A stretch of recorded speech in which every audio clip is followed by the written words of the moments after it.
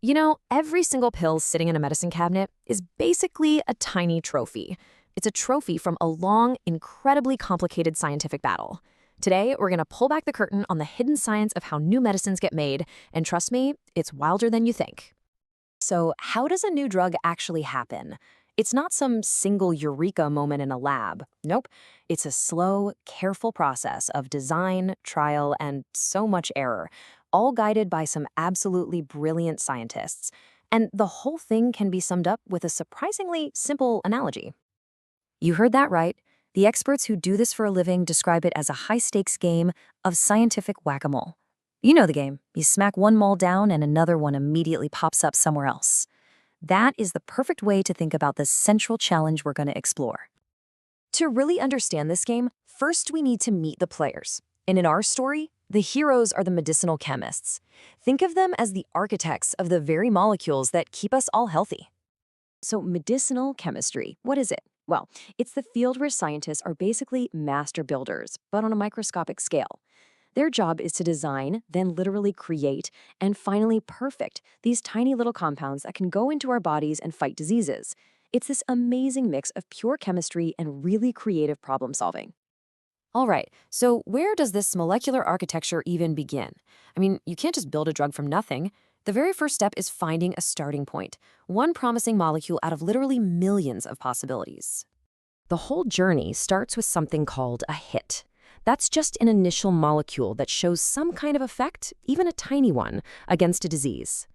From there, chemists work to refine that hit into what they call a lead, which is a much more promising compound.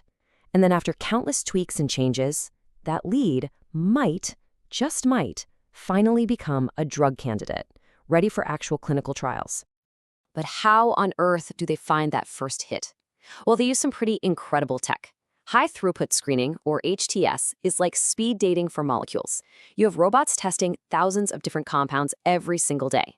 Other methods are even cooler. They use tiny molecular fragments to see what sticks, or they even use AI to predict which molecules might work before they're ever made in a real lab.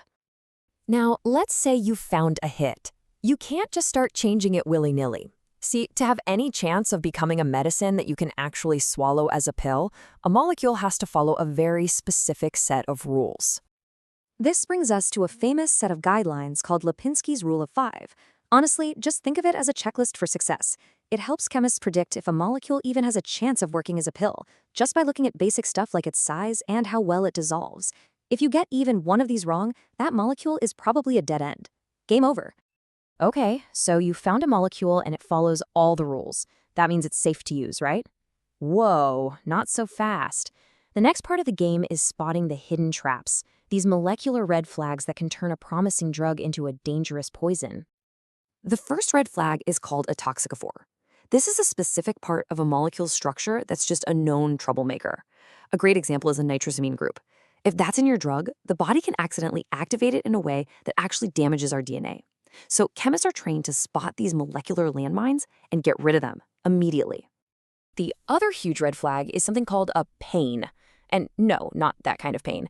It stands for pan-assay interference compounds. These things are the ultimate tricksters. They look amazing in early tests because they seem to work against everything. But it's a lie. They give false positives all over the place. These are molecular cheaters that can make a research team waste months, sometimes even years, chasing a ghost. So you've got to find a hit, make sure it follows the rules, and avoid all these hidden dangers. Now comes the real art form, molecular tweaking. This is where chemists get clever and start modifying the molecule to make it better and better. And one of their most powerful techniques is using something called bioisomers. Just think of it like swapping one Lego brick for another one that has a similar shape, but maybe a different color or function. Chemists do the exact same thing. They swap one group of atoms for another with similar properties to solve a very specific problem, like getting rid of toxicity or making the drug last longer in the body.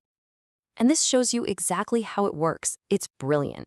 On the left, you've got a molecule with a plain old hydrogen atom at a key spot. The problem is the body's enzymes can easily attack that spot and break the drug down way too fast. But check out the right side. By swapping that hydrogen for a fluorine atom, a tiny, tiny change, they've put up a roadblock for the enzyme. The drug is now protected, it lasts much longer in the body, and it's way more effective. But this is where the real challenge kicks in. Every single tweak, every little swap of a molecular Lego brick has consequences somewhere else. This isn't just about making one thing better. It's a constant, high-stakes balancing act. Let's just take one property, lipophilicity, which is basically how oily a molecule is. This chart shows the dilemma perfectly. If a drug isn't oily enough, your body just washes it right out, way too fast. But if you make it too oily, it can start sticking to all the wrong things, causing really dangerous side effects. The chemists have to find that Goldilocks zone, where it's just right. And this brings us right back to our main idea. You tweak the molecule to make it last longer, but whoops, now its solubility is terrible. So you fix the solubility, but now it might be toxic. It is a relentless game of balancing, modifying, and optimizing. It's whack-a-mole, plain and simple, but with human lives on the line. Because in the end, the goal isn't just to make a molecule that works. The goal is to create a molecule that is optimized across every single one of these things at the same time. It has to work well, it has to be safe, it has to be stable on the shelf, and it has to get where it needs to go on the body and stay there for just the right amount of time. It is an absolutely incredible feat of molecular engineering. So the next time you open a medicine bottle and look at that tiny little pill, maybe you'll think about it a little differently. Will you think about the years of work, the millions of dollars, and the brilliant molecular architects who played and finally won an impossibly complex game of whack-a-mole just so they could create it?